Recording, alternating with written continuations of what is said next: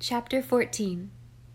It was 10 o'clock when Pauline came at last, a flushed, starry-eyed Pauline, looking 10 years younger, in spite of the resumed taffeta and the old hat, and carrying a beautiful bouquet which she hurriedly presented to the grim lady in the wheelchair.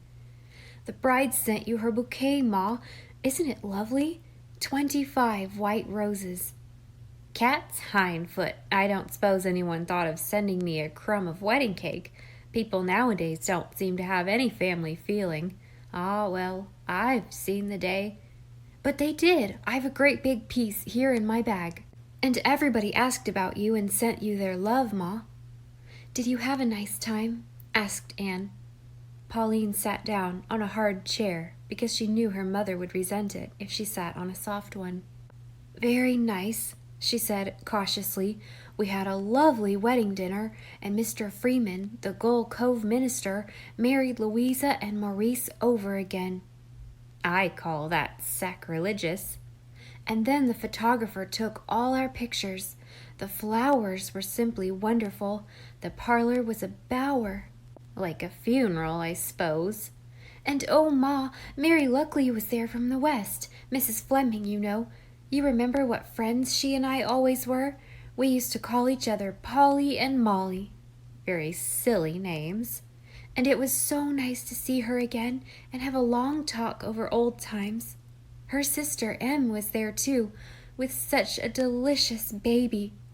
"You talk as if it was something to eat," grunted Mrs. Gibson. "Babies are common enough." "Oh no, babies are never common," said Anne, bringing a bowl of water from Mrs. Gibson's roses. "Every one is a miracle."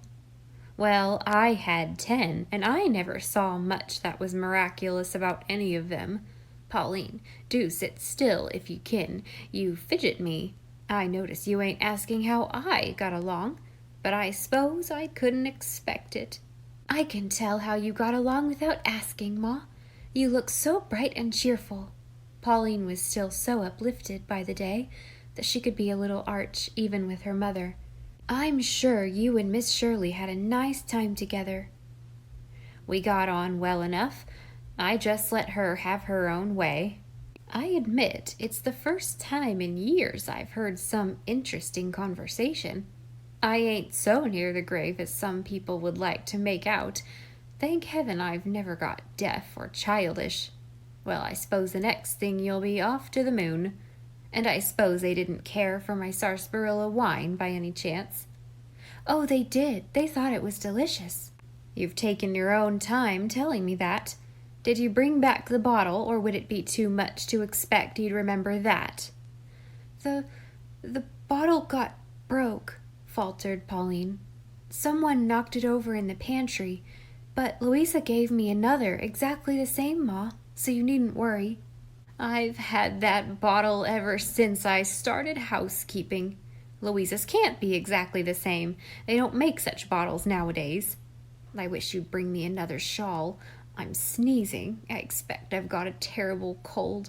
You can't either of you seem to remember not to let the night air get at me. Likely it'll bring my neuritis back." An old neighbor up the street dropped in at this juncture, and Pauline snatched at the chance to go a little way with Anne. "Good night, Miss Shirley," said Mrs. Gibson, quite graciously. "I'm much obliged to you. If there was more people like you in this town, it would be the better for it." She grinned toothlessly and pulled Anne down to her. "I don't care what people say. I think you're real nice looking," she whispered. Pauline and Anne walked along the street through the cool green night, and Pauline let herself go, as she had not dared to do before her mother. "Oh, Miss Shirley, it was heavenly. How can I ever repay you? I've never spent such a wonderful day. I'll live on it for years. It was such fun being a bridesmaid again, and Captain Isaac Kent was groomsman. He used to be an old beau of mine. Well, no, hardly a beau. I don't think he ever had any real intentions, but we drove round together, and he paid me 2 compliments. He said, 'I remember how pretty you looked at Louisa's wedding in that wine-colored dress.' Wasn't it wonderful, his remembering the dress? and he said, "Your hair looks just as much like molasses taffy as ever it did." There wasn't anything improper in his saying that, was there, Miss Shirley? Nothing whatever. Lou and Molly and I had such a nice supper together after everybody had gone. I was so hungry. I don't think I've been so hungry for years. It was so nice to eat just what I wanted and nobody to warn me about things that wouldn't agree with my stomach.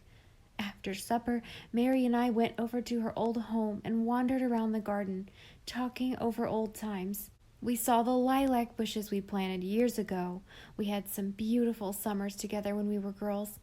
Then, when it came sunset, we went down to the dear old shore and sat there on a rock in silence. There was a bell ringing down at the harbor, and it was lovely to feel the wind from the sea again and see the stars trembling in the water. I had forgotten night on the Gulf could be so beautiful. When it got quite dark, we went back, and Mr. Gregor was ready to start. And so, concluded Pauline with a laugh, the old woman got home that night. I wish you didn't have such a hard time at home, Pauline. Oh, dear Miss Shirley, I won't mind it now, said Pauline quickly. After all, poor Ma needs me, and it's nice to be needed, my dear. Yes, it was nice to be needed. Anne thought of this in her tower room, where Dusty Miller, having evaded both Rebecca Dew and the widows, was curled up on her bed. She thought of Pauline trotting back to her bondage, but accompanied by the immortal spirit of one happy day. I hope someone will always need me, said Anne to Dusty Miller. And it's wonderful, Dusty Miller, to be able to give happiness to somebody. It has made me feel so rich, giving Pauline this day. But oh, Dusty Miller, you don't think I'll ever be like Mrs. Adoniram Gibson, even if I live to be 80? Do you, Dusty Miller? Dusty Miller, with rich, throaty purrs, assured her he didn't.